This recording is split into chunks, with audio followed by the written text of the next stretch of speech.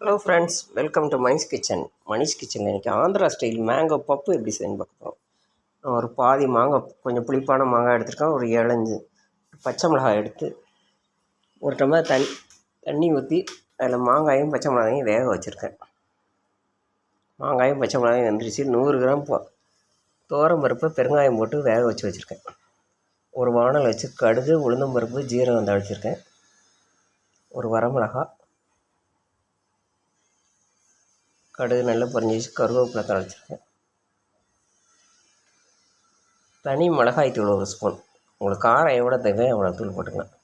வேக வச்சு துவரம் பருப்பு 100 கிராம் துவரம் பருப்பு பெருங்காயம் போட்டு வேக வச்சுருக்கேன். துவரம் பருப்பு, மஞ்சத்தூள், உப்பு, தேவையான உப்பு. ஒரு 2 நிமிஷம் நல்லா கொதிக்கணும். கொதிக்க விட்டு வேக வச்ச மாங்காயும் பச்சை மிளகாயும் தண்ணியோட கொஞ்சமாக ஒரு டம்ளர் தண்ணி ஊற்றி வேக வச்சுருக்கேன். அதையும் போட்டு நல்லா ஒரு 3 நிமிஷம் கொதிக்கணும்.